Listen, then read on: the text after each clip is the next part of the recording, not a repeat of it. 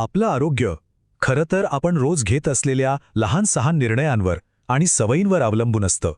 पण आजच्या धावपळीच्या आयुष्यात व्यायामाचा अभाव हा एक मोठा धोका बनला आहे.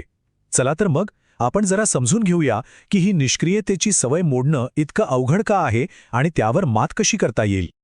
ठीक आहे, तर आपण या विषयाचा 4 भागांमध्ये आढावा घेणार आहोत. सगळ्यात आधी आपण या बैठी जीवनशैलीच्या समस्येचं मूळ समजून घेऊ.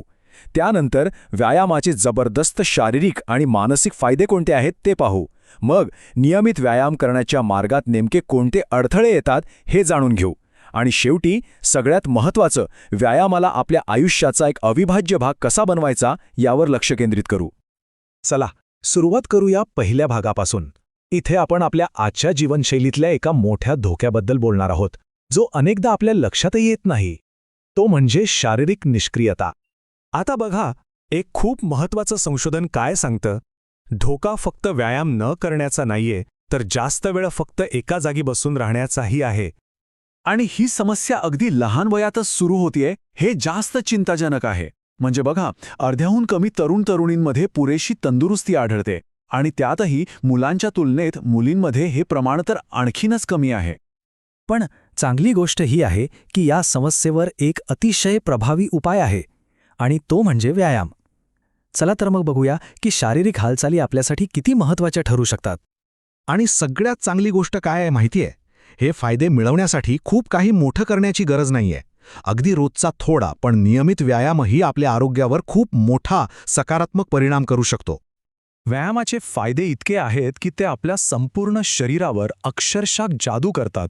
वजन नियंत्रणात ठेवण्यापासून ते हाडं मजबूत करण्यापर्यंत आणि चांगली झोप लागण्यापासून ते आपली रोगप्रतिकारशक्ती वाढवण्यापर्यंत फायदेच फायदे आहेत. शारीरिक फायद्यांच्या पलीकडे जाऊन व्यायामाचे काही छुपे फायदेही आहेत, जे आपल्या मानसिक आरोग्यासाठी खूप महत्त्वाचे आहेत. यामुळे आपली मनस्थिती सुधारते, आत्मविश्वास वाढतो आणि अगदी आपली विचार करण्याची क्षमता आणि स्मरणशक्तीसुद्धा सुधारते. तर मग प्रश्न येतो की नेमका किती व्यायाम करायला हवा. तर बघा, अधिकृत शिफारशींनुसार 2 सोपे मार्ग आहेत. एक तर आठवड्यातले बहुतेक दिवस साधारण 30 मिनिटं मध्यम तीव्रतेचा व्यायाम करा, किंवा मग आठवड्यातून फक्त 3 दिवस पण 20 मिनिटांसाठी जोरात व्यायाम करा. व्यायामाचे फायदे इतके स्पष्ट असतानाही अनेक जण नियमितपणे व्यायाम का करत नाहीत? आता आपण याच व्यावहारिक अडचणींवर आणि त्यांच्या मागच्या कारणांवर लक्ष देऊया. यातली सगळ्यात सामान्य कारणं तर आपल्या सगळ्यांच्याच परिचयाची आहेत. वेळ नाही, खूप ताण आहे, दिवसभरात कामातूनच उसंत मिळत नाही, किंवा खूप थकवा जाणवतो. थोडक्यात काय, तर आपलं रोजचं आयुष्यच आड घेतं. पण अडचण फक्त आपल्या आतली नसते.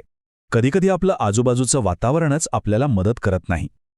काही भागांमध्ये व्यायाम करण्यासाठी सुरक्षित आणि सोयीस्कर जागांची कमतरता असते, आणि हा एक खूप मोठा अडथळा आहे. तर मग या सगळ्या अडथळ्यांवर मात करायची कशी? आता आपण येऊया सगळ्यात महत्त्वाच्या भागाकडे. ह्या अडचणींवर मात करून व्यायामाला आपल्या आयुष्याचा भाग कसा बनवायचा, यासाठी कोणत्या शास्त्रीय पद्धती प्रभावी ठरतात ते पाहूया. संशोधनातून काही इंटरेस्टिंग गोष्टी समोर आल्या आहेत. असं दिसून आलंय की ज्यांच्या घरात व्यायामाचं वातावरण आहे, ज्यांचा व्यायामाकडे बघण्याचा दृष्टिकोन सकारात्मक आहे, किंवा ज्यांना मित्रांचा पाठिंबा मिळतो, असे लोक व्यायामाची सवय टिकवून ठेवण्यात जास्त यशस्वी होतात. इथे एक खूप महत्त्वाचा मुद्दा लक्षात घेण्यासारखा आहे. बघा, व्यायाम सुरू करण्यासाठी जी प्रेरणा लागते आणि तो नियमितपणे टिकवून ठेवण्यासाठी जी प्रेरणा लागते, त्यात फरक असतो. सुरुवात करण्यासाठी व्यायामाचे महत्त्व कळणं पुरेसं असतं, पण तो टिकवून ठेवण्यासाठी अडचणींवर मात करण्याची क्षमता असावी लागते. यासाठी एक महत्त्वाची रणनीती आहे, जिला रिलॅप्स प्रतिबंध म्हणतात. आता हा शब्द थोडा अवघड वाटेल, पण याचा अर्थ खूप सोपा आहे. म्हणजे जेव्हा कामाचा ताण किंवा इतर कारणांमुळे व्यायाम सुटण्याची शक्यता असते, तेव्हा त्यासाठी आधीच एक योजना तयार ठेवणं. कोणत्याही सवयीला रुळायला वेळ लागतो, आणि डेटा आपल्याला सांगतो की पहिले 3 ते 6 महिने खूप महत्त्वाचे असतात. हाच तो काळ आहे जिथे खरी कसोटी लागते, आणि अनेक जण व्यायाम सोडून देतात. पण जर हा टप्पा पार केला तर ती सवय आयुष्यभरासाठी टिकण्याची शक्यता खूप वाढते. मग नेमकं काय काम करतं?